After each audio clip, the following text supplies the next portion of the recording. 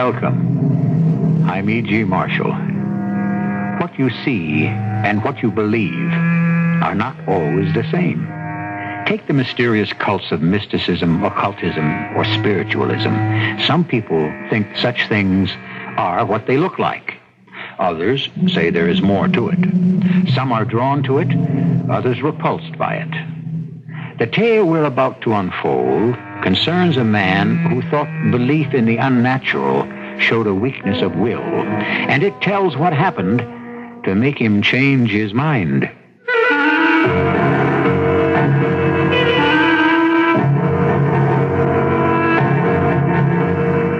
Our mystery drama, The Haunted Mill, taken from that classic tale of the unseen world by Richard Donovan, was adapted especially for Mystery Theater by James Agate, Jr., and stars Ralph Bell and Russell Horton.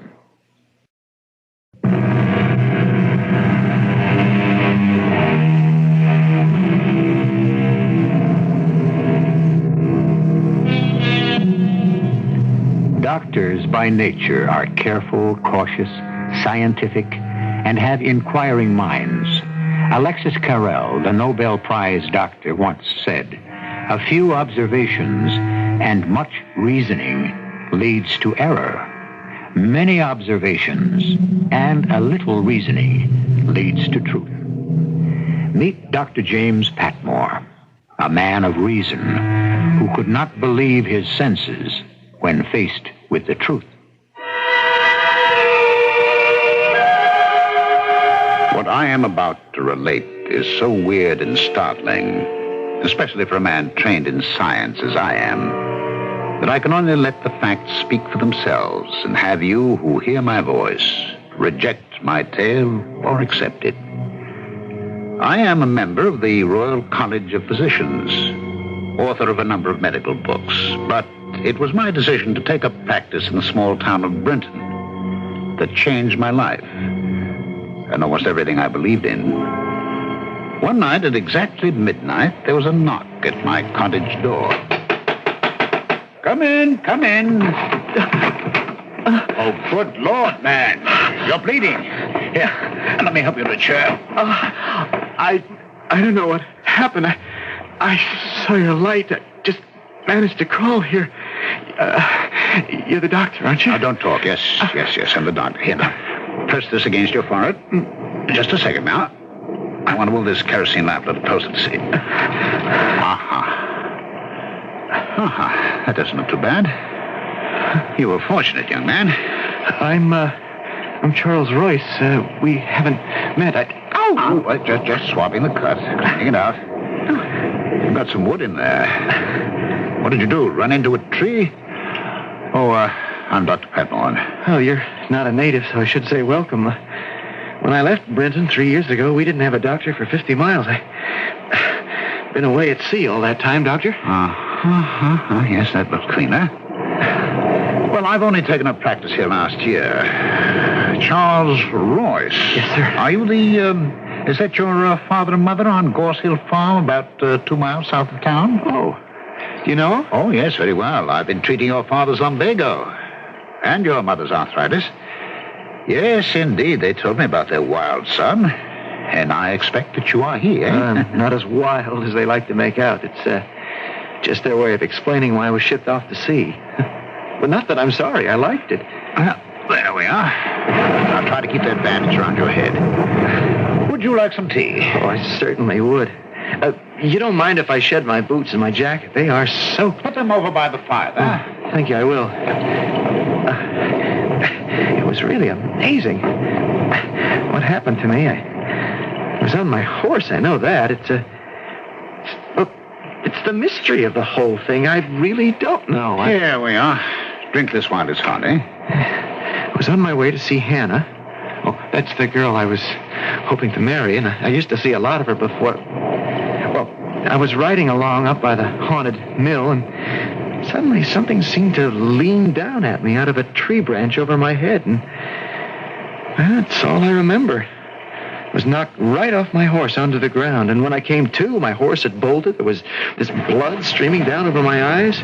Somehow I saw your cottage, the light, and managed to get here. That's all I remember. Now, you didn't see anything when it happened? Stars. That's about all. Oh, boy. This tea hits the spot. Is there someone in town who doesn't like you? Yes, I guess there is. Well, do you think this person would have... Well, I think he could have ambushed me in the dark, yes, but... No, frankly, I don't think he has enough guts. It's like this, Dr. Patmore. Well, why don't you call me Jim? I'll call you Charlie, if I may. Oh, glad to. Well, 3 years ago, I wanted to marry Hannah Bliss, and I still want to marry her, but 3 years ago, I was 17, and I listened to my father and mother, and they said, "You're too young, you wait." So I went to sea. Well, actually, my father arranged it. I was sent. And I got back last week. 3 years, almost to the day. My folks were glad to have me back, but all I really cared about was that they said, "All right, you still want to marry Hannah?" And I said, "Yes."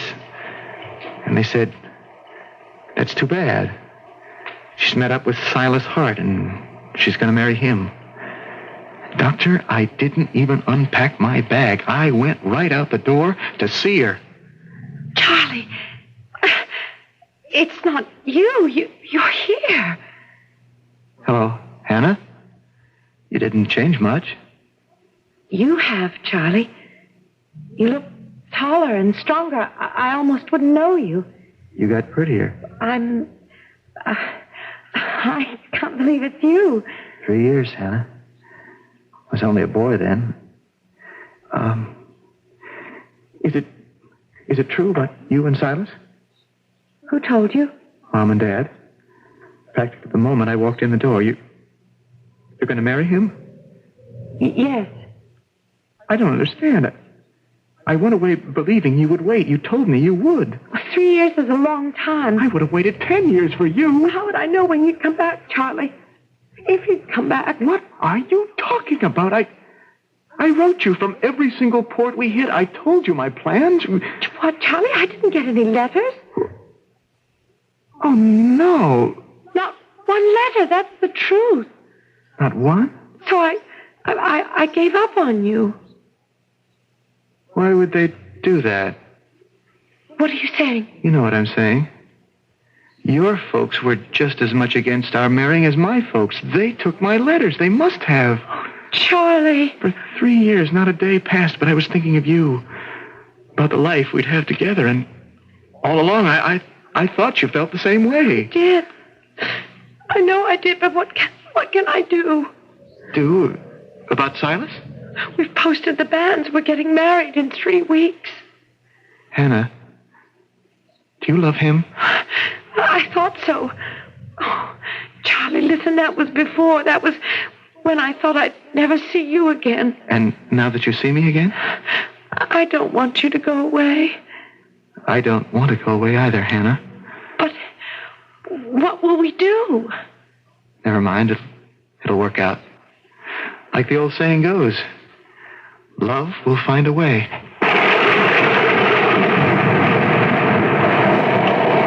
And did love find a way, Charles? Well, I guess it did, Doctor. Jim. Hannah and I have been seeing each other every day, every evening, that is, for the whole week. And tonight she was going to tell Silas she couldn't go through with the wedding. So now Silas knows, eh? Well, I think so, if he showed up there. He was supposed to see her at 8. I was on my way over about 10 to find out what happened, and that's when I got hit by whatever it was. Yeah, that's right. It was just as I was passing the haunted mill. I wonder... What is it? You wonder what? Maybe because I was so near the haunted mill, maybe that had something to do with it. How could it? You're new in town, Jim. That mill. Everyone here, we all know that place is haunted. Charlie, you were knocked down by something solid, something made of wood, not by a ghost. Shouldn't have taken that mill road. Oh, come now, come. There's no such thing as a house that is haunted. Have you ever been there, Doctor? Hardly. I wouldn't waste my time. I don't know. Sometimes I've seen... Well, not lately, but when I was a boy... What have you seen? Oh, I have stood at night on the beach below the cliffs, and I have seen the windows suddenly all light up like a ghost had lit a candle in each room. All right. Well, maybe someday I'll have a look at it. Well, why not now? Now it's past midnight. You're not afraid, are you? What are you talking about? I've talked to people like you before. Now, maybe I haven't had the education, but I like to find out and see things for myself. You don't want to see for yourself. You get your learning from books. All right. All right, I'll go. But does it have to be right now, this minute, in the dead of night? Yes, I want to take you right now, Jim. Now, when it's dark. Now, when there's been a storm. Now, when all the elements have been riled up. And I think maybe there's some learning you have in store.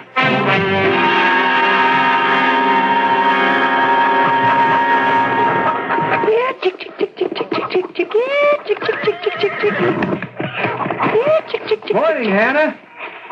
Well, you're up early feeding the chickens. Charlie, where were you last night? I waited. Your head, what's happened to you? Oh, don't worry. It's a big bandage over a small cut. Oh, you had me so worried. Silas left at 9 o'clock, and I waited and waited, and there was that terrible storm, and you never came. Oh, not from choice, darling. I was riding by the haunted mill, and, well, something attacked me. I was on my way over to see you. What do you mean something attacked you? Knocked me right off my horse.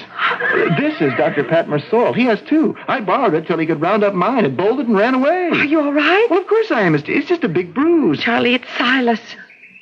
Oh, that's what I came to find out. How did he take it? What did you tell him? Oh, he was so fierce. I told him it was all a mistake, that I'd become engaged to him because I thought you were never coming back. He was like a hunted animal, backing away.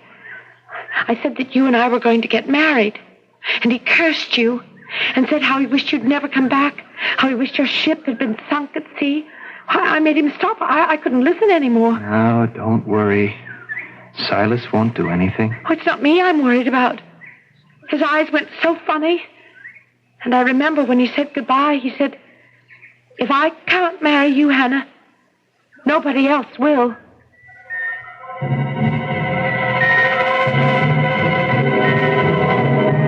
An idle threat by a rejected suitor? A strange little town, Brinton by the sea. Strange inhabitants. The town and the townspeople are almost as though they hadn't been touched by the 20th century. And it is here that a modern doctor, James Patmore, has come to practice. How could he fit into a community that appeared to be in the grip of fear, fate, and fantasy? We shall learn more when I return shortly with Act Two.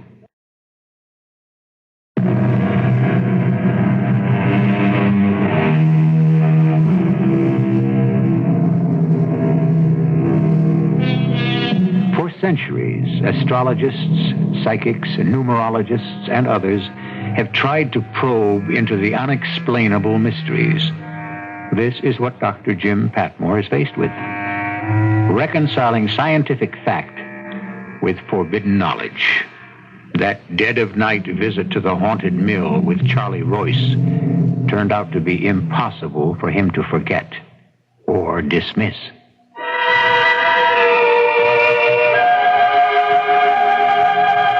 The haunted mill was forlorn and mournful looking, and in the clearing skies and moonlight, singularly weird.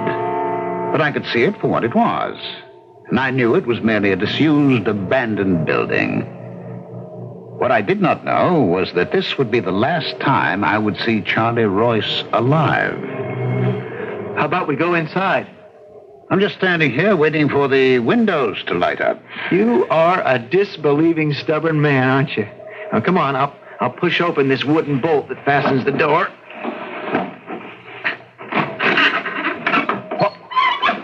What's that? Bats. They nest here. Well, how do you like it, homie? Well, it doesn't frighten me. Shine your lantern higher, Jim. Did you ever see such large spiders making webs? Well, what else could you expect in an abandoned building? All right, Charlie, where's your ghost? I'm here. I'm waiting for some manifestation. Just settle down. Wait and see. Look up there. Well, all I can see is flying bats. No, I mean the roof has fallen in. I can see the moon. Charlie, I have seen roofs fallen in before. What I came here for are your apparitions. If there is nothing to see but bats and spiders... What was that?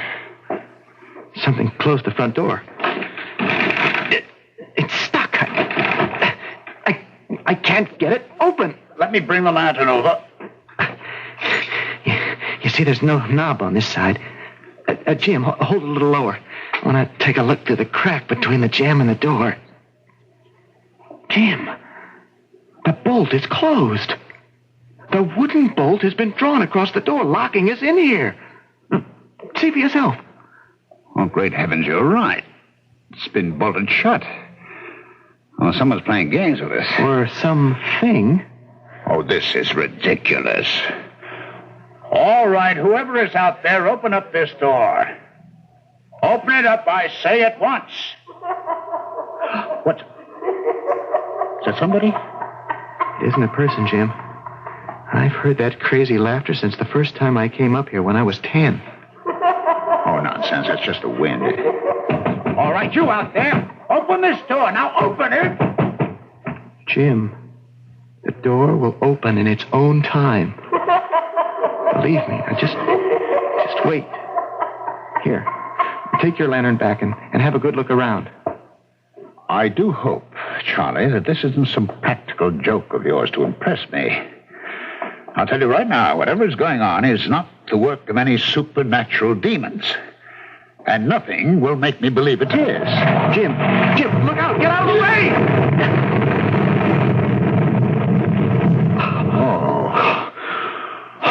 Oh, that was a close call. Oh, it's a miracle you weren't crushed. It just missed you by a hair. All right, I've had enough. I think it's time to go. You hear that? The bolt outside is opening itself. Oh, stop now. Do you see anyone out there? It opened of its own accord. What did I tell you? Those that haunt the mill are letting us go now. Well, you can believe that if you want to. Jim, I'll tell you something else that's strange, at least to me. This is the very first time I've been in the mill when I wasn't deathly afraid. Everything that's happened tonight, I could almost foresee it. It didn't frighten me.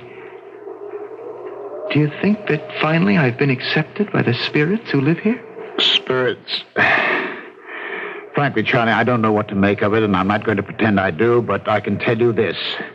I am sure there are physical reasons for everything that has happened here tonight. Physical, not metaphysical.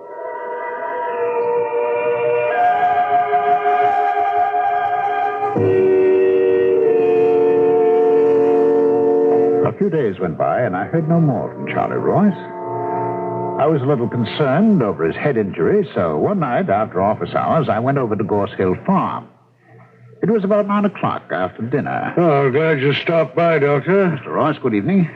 I was going to come see you about my back. How is that muscle tenderness? Yeah. On the whole, you've improved a great deal since last year, you know. I have still. I'll prescribe some new exercises for you to do. How's your son, Charlie, and Mrs. Royce? We haven't seen Charlie since the night before last. Or was it the night before that? I don't know what that boy is up to. I really came by to see how that cut was mending. I'll tell you this. His mother's taking it pretty hard. He's away 3 years, back one day, and then out every day with that girl. I'll bet she knows where he is. You haven't seen him? He hasn't been here for 2 nights? 3. And his mother's crying her eyes out. You know what I think? Of course, I haven't been over to Hannah's folks to ask them. But I think those 2 young'uns ran away. I haven't mentioned that to Mrs. Royce, but that's what I think. But why would Charlie do a thing like that? Well, lots of reasons. Maybe Mr. and Mrs. Bliss weren't, so all-fired happy about Charlie showing up. They were kind of keen on him marrying Silas, you know. The Harts have got more money than the rest of the town put together. His brother Ezra has the Brunton Inn, one in Axminster, who runs a fleet of fishing boats. And Silas's mother and father, well, I'd say they own half the town. He'd be a darn good catch. What sort of work does Silas do? He does nothing. He doesn't have to. If you were going to come into property stretching from the seacoast clear over to the mill and back, you wouldn't have to work it. Well, I'm sorry Charlie is not here. I'd better start for home or I'll get blown off the road. You tell Charlie I stopped by, and I'll be seeing you, Mr. Royce, with those exercises for your back. Now, don't worry about Charlie. He'll be back. Goodbye now. Doctor, will you close that front door? It's blown out every candle in the room. Either go out and close the door or come back in. I can't budge this door. It won't move. It's stuck open. Doctor? Doctor, I can't see a darn thing in the dark. Doctor, are you still there? I'm still here, Mr. Royce. Can you strike a match? A match? Say, what happened to the fire? There was a fire in that fireplace. Why didn't you close that door? I couldn't, Mr. Royce. I pushed it with all my might. It wouldn't give. Here, maybe I've got a match. What's that, Doctor? Isn't there someone standing at the door? There is someone. Charlie. Charlie, is that you? Charlie. It is you. You still got that bandage on. Here, let me have a look. I'm not ready yet. Not yet. Not yet. Where have you been, boy? Your mother's been frantic. Tell Mother that I love her. And I always will. Come on over to the fire. We were just going to light it. All the candles went out. Come on, sit down, boy. I have a long way to go. But I'm not ready yet. You going away again? Charlie! I can't see you, Charlie! I think he's gone, Mr. Royce. What do you mean he's gone? He was just here. We were talking to him. Charlie! Where is that boy? I didn't see him go out the door, did you? No. Here, I found some matches. I'll light this candle. You're right. He isn't here anymore. I could see him, you know, because... Did you notice he had a kind of greenish light all around him? Yes, I noticed that.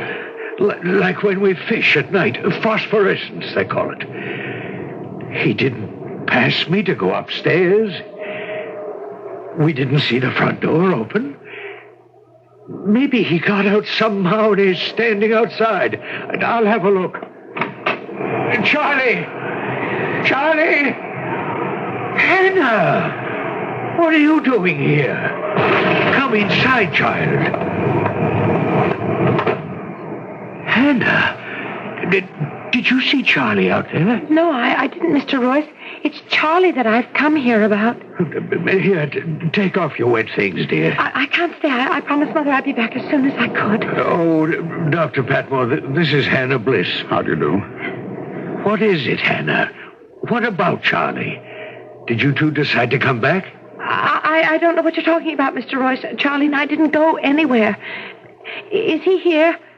Can I talk to him, please? Charlie's not here. I mean, I thought he was just now. It's so hard to explain. I thought he was with you. Hannah, these past few days, you mean to say that you have not seen Charlie? No, not for 3 days. What's the matter? What do you mean he was here just now? Why won't he come to see me? What have I done, Mr. Are you Royce? saying that you haven't seen him for 3 days? I haven't, no. The last time was the morning after I told Silas we couldn't get married. Charlie had an accident, his head. That afternoon we were going to the church, change the old banns and ask the priest to post new ones. I've been waiting and nearly going crazy. And then I thought maybe he'd decided he didn't want to marry me after all, so I put my pride in my pocket and came over here to find out. But you say he's not here. When will he be back? We don't know. Hannah, it's all right. I'm sure it's just a misunderstanding. He'll show up. Do you think he's all right? Oh, well, of course he is. Now, you trot back home, dear, before more parents get worried about their children. All right? Yes, sir, I will. And thank you, Dr. Patmore. And you, Mr. Royce, I'm sorry if I caused any trouble. I didn't mean to. I'll make Charlie a really good wife. I promise I will. Oh, good, of course you will. Now, go on home. Good night, Mr. Royce. Good night, Dr. Patmore. Good night. Hannah hasn't seen my boy in all these days either. But we saw him, Doctor, didn't we? I mean, I'm not going crazy. We saw him and we heard him. One possibility. A blow like he'd received could have caused temporary amnesia. Charlie may be wandering around not knowing who he is or where he is. Well, if that's really him we saw, what did he mean he wasn't ready yet? Oh, Lord. What am I going to tell his mother? That you saw him and he's all right, and he'll be back. Do you honestly believe that, Doctor? It just isn't ordinary what happened. Do you know what I think, Doctor? No. I think Charlie is dead. And that wasn't Charlie who came here. It was his spirit. Oh, now, nonsense. You can't believe that. Oh, yes, I do. I feel it in my bones. I know it. Maybe we'll find Charlie somewhere. His body. But we'll never find him alive.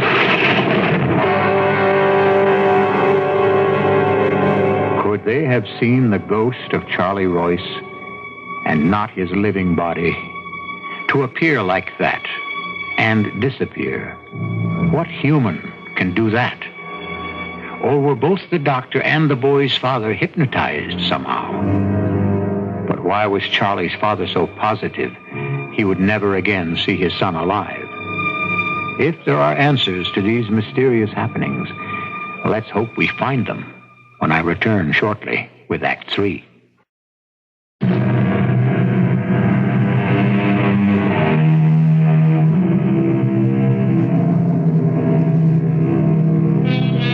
The world of James Patmore, M.D., was being shaken. The science of cause and effect seemed no explanation of the mysterious occurrences in the little town of Brinton by the Sea. And if scientific deduction failed Dr. Patmore, his destiny was somewhat less than controllable. That concerned him deeply. He knew he could not let himself be frightened or feel fated. He had to find out.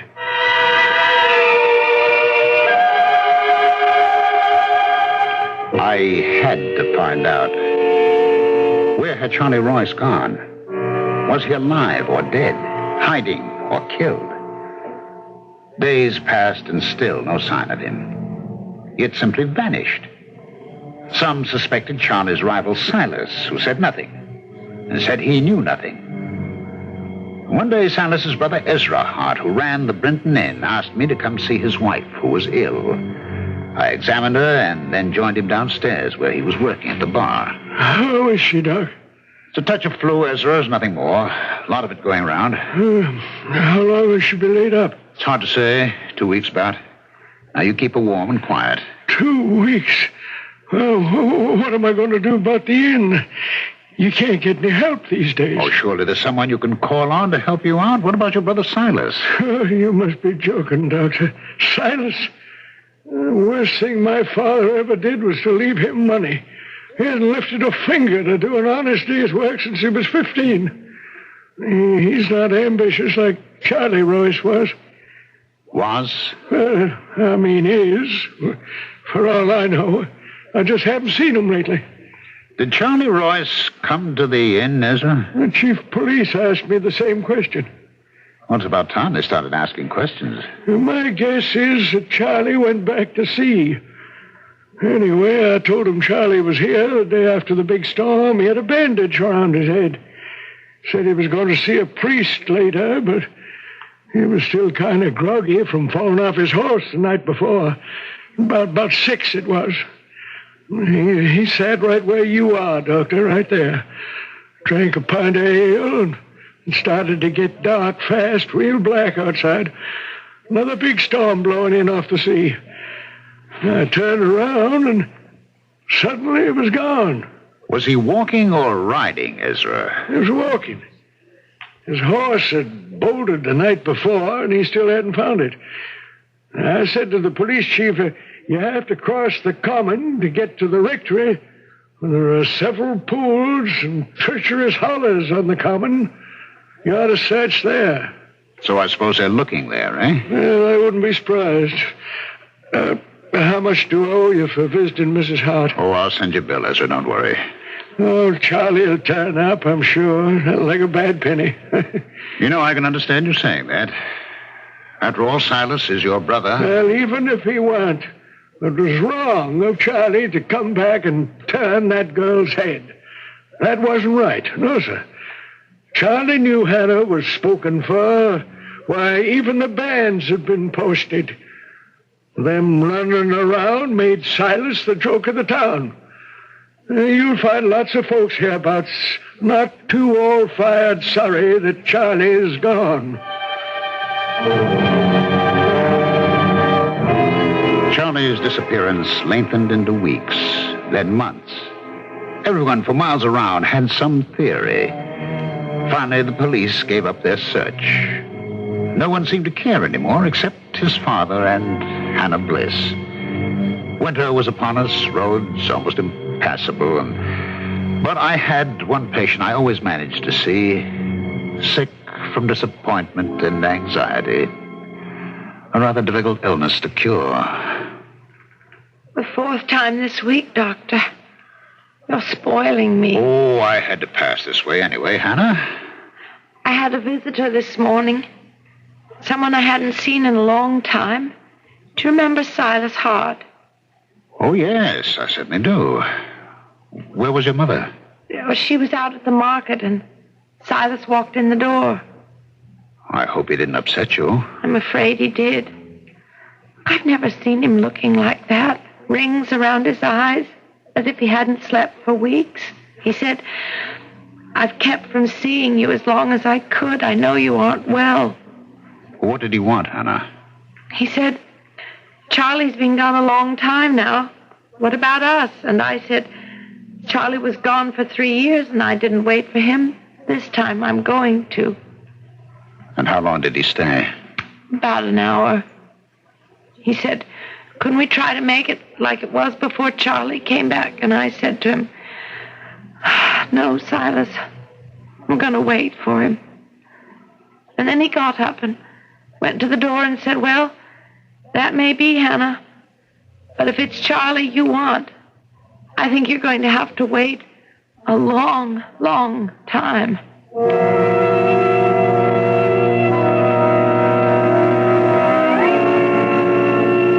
I calmed Hannah down. It was the uncertainty as much as the anxiety that made her ill.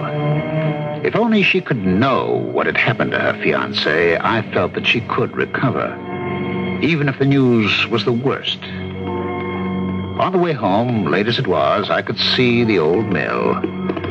For some reason, I took the cliff road, the sea churning below me. Doctor! Dr. Patmore! Hello, Ezra. Doctor! What are you doing out there? Doctor, quick! Come and help me! What's the matter? Can you climb down these rocks to the beach with me? There's trouble. What is it? It's Silas. He came to the inn an hour ago, and he handed me the keys to his house, and he said, here, I won't be needing these anymore. Then he walked out. I ran out and asked people, and I said, try the cliff road. When I got here, Silas was standing out there on one of them rocks. I called to him. He didn't hear me. Then I saw you coming, Doctor, so I ran up to the road to get you. I don't see him. I don't see anybody. Silas! Silas! Where are you? Silas! Silas! It's that girl. I know it is. Silas! Come back! There's nobody out there, Ezra. Not a soul. The sea, the rocks, seagulls. Now, come along. There's nothing we can do here. I bet when you went up the road to get me, Silas went on home. Come on now. Stupid fool. Oh, for a girl to do that. Now, why are you so convinced that he's taken his life?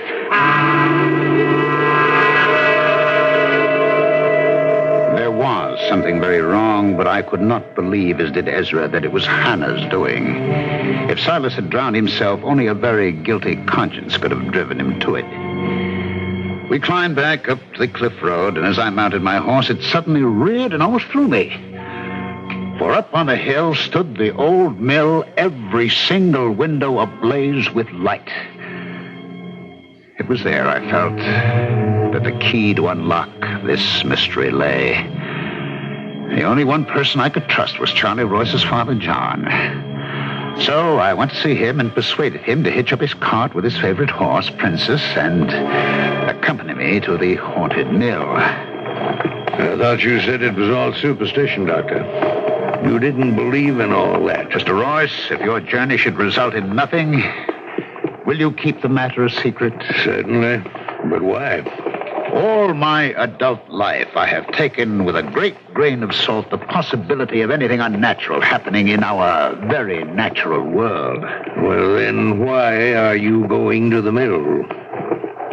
One can always be wrong. Princess!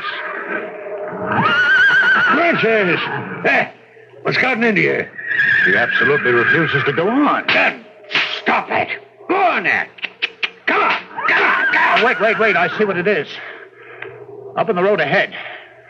You see it, Mr. Royce? Good Lord. A body. A corpse. As if I can see right through it.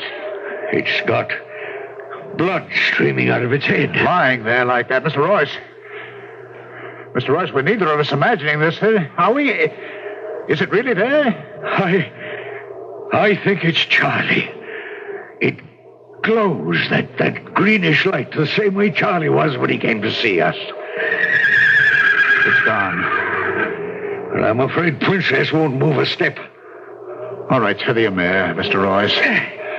The mill is hardly half a mile away. We'll each take a lantern. You mean walk it? Yes, now.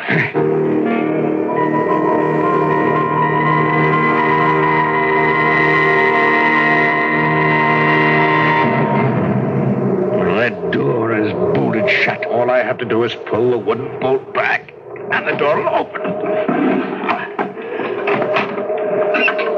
How did you know it could be opened? I've been here before with Charlie. Now, don't be frightened. The bats won't harm you. What's that? It's only this old mill laughing at us. Where do those steps lead? I've got to go up there. I have the same feeling, Mr. Royce, as if we were drawn up there. We have to go. All right. One step at a time. I'll go first.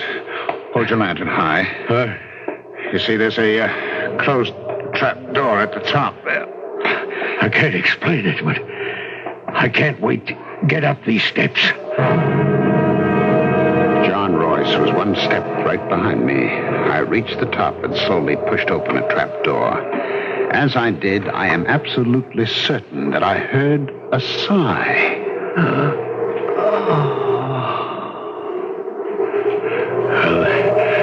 They must have kept the grain for thrashing up here. There's still a sack of it over there in the corner. Yes. Well, let's have a look. Oh, no. What is it? I touched it just now with my foot, and, Mr. Royce, there is neither corn nor chaff in this sack. It's tied up at the top with a cord.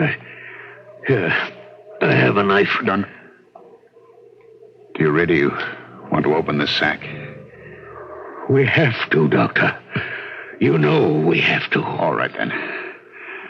Let me cut the cord. Oh, good Lord. Mr. Royce, don't look. Don't look.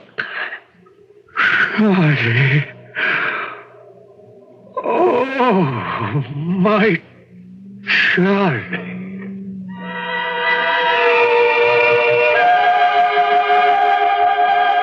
Yes, in what was left of Charlie Royce. Murdered his throat cut. The coroner's verdict was murder by person or persons unknown. Whoever hid Charlie's body in the old mill knew that no one in this town would look there. I may have been wrong to doubt the spirit of that poor boy trying to tell us where to find his body. But was I wrong about Silas? Was it not guilt that impelled Silas to seek his own watery death? Who else had the motive? The very next day, the old mill collapsed into a pile of wood. It had given up its last ghost. To Dr. Jim Patmore, the greatest mystery of all was that he should have been selected by some supernatural power to bring this crime to light. I shall return shortly.